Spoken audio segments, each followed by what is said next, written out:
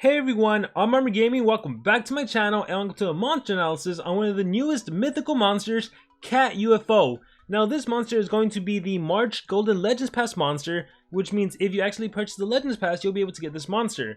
Now I'm not entirely sure if it's going to be like the other times where you can get this monster up to rank 3, because there's going to be a free-to-play Legends Pass monster, which is supposed to be Armor Claw, so I don't know if that's going to mess up everything, or there's still going to be enough cells to get of this monster into rank 3, especially since you need more mythical cells than you would normally a legendary monster. But we'll find out shortly. With that being said, I just want to analyze this monster so that you can decide whether or not you want to buy the March Golden Legends Pass. And if you're watching this video in the future, maybe this analysis will serve us to some insight as to how this monster was. Because now by the time you're watching this video in the future, there's probably a lot of mythical monsters out there. With that being said, let's get right into the analysis. Every year, Madame Fusion tries to find the perfect birthday gift for Voltic. Every year she gave him a piece of strange rock with something that looks shiny amber at its core. So I love that everything has a reference to this amber shiny core that essentially created the mythic monsters. He loved it, it was precious to him. So this year, trying to outdo himself was a big challenge, but she managed it. She found the most perfect gift, a special edition of Voltic's favorite comic book, KatUFO the Space Defender. When he unwrapped it, he screamed with joy. KatUFO, my childhood hero, he was an amazing space defender with a cool UFO, the Firenel 2000, and he had a girlfriend, Mako. Oh, I wonder if this is going to be a future monster, who was also a space defender. I swear, all I ever wanted was to be his friend. He was the best of the best. That night, Voltic left the comic book on his shelf right by a piece of amber rock that Madame Fusion had given him last year. What he didn't know is that the amber rock had magical properties. It absorbed Voltic's childhood memories and transformed him into a real monster. KatUFO came to life as a mythic monster. Voltic, meet your favorite space defender. Ah, what a precious Monster Legends lore. I'm still upset that Voltic betrayed his best friend Tess today, but that's a rant for a different video. With that being said, here we have the Monster Legends lore for KatUFO, and now it is time to see how this monster compares to, I guess essentially it's better to compare him to the current mythic monsters than to the other current Thunder monsters, because these stats are insane, right? We still don't know how exactly they're going to impact the game. But anyhow, life stat 60,320. As of the current 4 mythic monsters released, this is actually the second highest. So really good life stat. The only other monster that has a higher life stat would be Armor Claw, who has 62,000. Power stat is 5368. This is the lowest of the bunch, and that is because this is the fastest monster. That's right, this is the Denier mythic monster with a speed stat of 4840. He is once again the fastest monster currently in the game. With that being said, he also has some pretty good traits. At rank 0, he is automatically immune to freeze, which is incredible, right? We saw Armor Claw, who only has immunity to stun, and that's a status caster, so that can easily be removed. So having a permanent freeze immunity, that's awesome. At rank 1, you get bleed immunity, which in my opinion is like rather meh. You know, the worst bleed can do to Denier is just drain their HP. So that is what it is. At rank 3, you get a self precision, a status caster, which I think is amazing. So your deny is more likely to land. So trait wise, in terms of all the mythic monsters, all 4 mythic monsters that are released, definitely this monster is leaning to be the better of the bunch.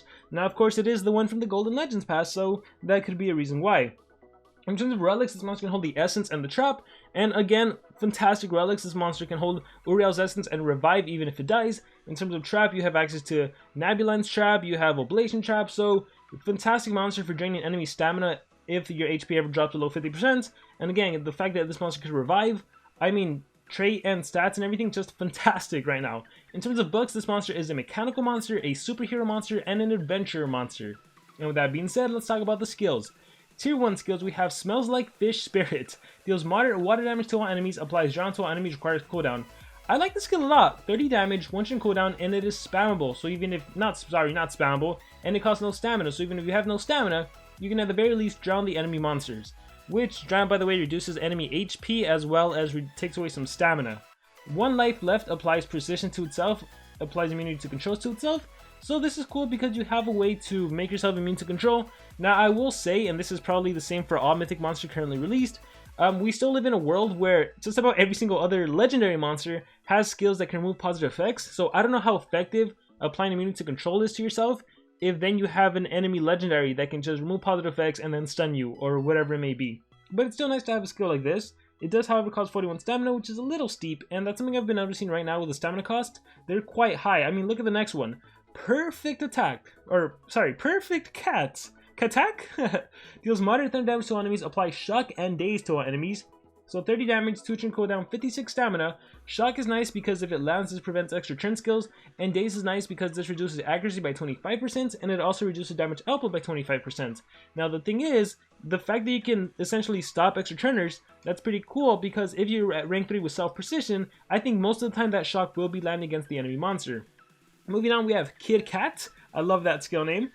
Deals moderate thunder damage to enemies, applies stun. There you have your main deny skill. 25 damage, 3 chain cooldown, 66 stamina cost. Again, seems quite high. Although I will say that these monsters do start off with a higher stamina pool than legendary monsters, so that's a plus on the mythics. But yeah, it's essentially an AoE stun.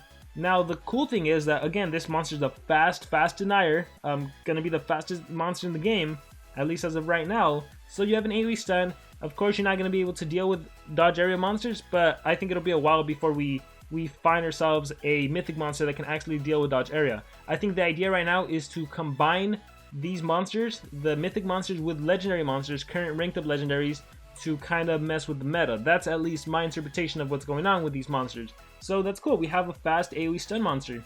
Moving on, we have Electric Meow. Deals heavy special damage to one enemy, applies stun to one enemy, applies shock to one enemy. So we have a single target stun skill. So this is useful for dodge area monsters. So that's awesome. And then we have Bream Slap. Deals heavy water damage. So this is interesting how this thunder monster has also water attacks. I just realized Smells Like Fish Spirit is also a water-based attack. Anyhow, deals heavy water damage to an enemy, applies drown, applies shock, applies daze. Wow, this skill does a lot. I thought SocialPoint was trying to be a little like more going back to the basics, but this skill does 3 things. So drowned, shock, and daze. Nice. I mean, pretty straightforward. I like it. 45 damage, 2 turn cooldown, 34 stamina. Awesome. And then your ult deals moderate thunder damage to enemies, removes positive effects from all enemies, applies stun. So we have a double stun. So obviously, if you get this ultimate, it's gonna be denying everyone, assuming there's no dodge area, right? Because they'll be immune to it, because this is an AoE skill. But other than that, you're stunning everyone, even if they have evasion or whatever. You're gonna remove it. If there's a Megaton monster, you remove that, and then you double stun. So overall, fantastic monster, right? In terms of comparing just to the mythic monsters. As much as I don't want to say it, this might be the best, and this essentially goes by. It's really hard right now to make an analysis because we don't know the impact they'll have in the game, and we don't know how exactly they'll work, right? Because the way I see it, the fact that this means the way I see it, SocialPoint is trying to go back to like the good old basic times, right? Where you have clear deniers, clear attackers, clear tanks, and so forth. Well, that's currently mixed with the likes of monsters that can do it all. We have monsters with anticipation and immune to control and dodge area and megataunt, right? So if you're facing a team that has a Dunraw and you have your KatUFO going first, the only thing you can really do to that Dunraw is stun it, right? If you do Kid Cat, the stun goes to Dunraw. If you do Electric Meow, then you stun and shock Dunraw. So because we don't have any skills that remove positive effects and then deny, we don't have a clear answer against the likes of Dunraw, Mephistos, monsters that started the game off with Megatons, or dodge area monsters. So I think as of right now, there does exist a healthy balance, even though they have crazy stats, because they don't have these clear skills that just cleanse.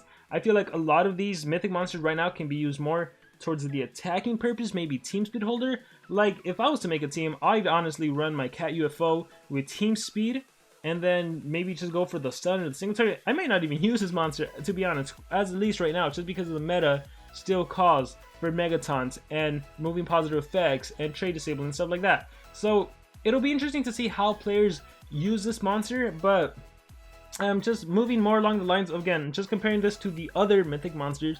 If I was to run this monster, it's definitely one of the better ones. And skill sets, I would definitely go with the AoE stun, Kit Kats. I would go with, what else would I go with? I would probably go with the single stun as well. No, not probably, I would go with. So I'd go with Kit Kat, Electric Meow, and then I like the Shock and Daze AoE, and I also like the single tier 2 and tier 3 essentially. That's what I would run with this monster. Now of course, Smells Like Fish Spirit is something I would consider running if I see some relics on the enemy that can drain my stamina. This is something I would want to run. So that's kind of my monster analysis on him. Let's go down real quick to see what else it says. KatUFO is a mythic thunder controller with stun, drown, and shock. He can buff himself with precision and control immunity. Evolving trait immune to freeze, immune to bleed rank 1, and gains precision at the start of every battle. So here we have the little picture of KatUFO, And if you look at the bottom right hand corner, look at those stats. Speed can go up to 8,360. Wow. Even the power stat, 12,688. This is like, my DarkLord right now has like a level 10 rune, he's level 120, and he has like a level 8 rune, and his power stat is less than this, so that's crazy, because this is without any runes or anything. I think it's really cute. There's like a dog UFO to the side, maybe that'll be a monster that gets released in the future. And life stat 170,000, this is without any runes or anything. But again, like, just seeing the skills, because they are a little more basic than the current monster we're used to, it's hard to say how well they will be implemented in the game. But nonetheless, if you're watching this video right now and you want to get the March Golden Pass, you might want to consider, right? You would get this monster, you'd get Armor Claw, and I can't comment how good they'll be in the future, like 6 months from now, 3 months from now, with more Mythic Monster released. But I would say in terms of the current Mythic Monsters released, he is the Denier, he is crazy fast, he has a great life stat, he has really great relic slots and a great trait. So I would say KatUFO is a pretty good Mythic Monster compared to the ones right now. With that being said, I'm Armor Gaming. I want to hear your guys' opinions, so let me know in the comments below. Thank you very much, and I will see you all next time.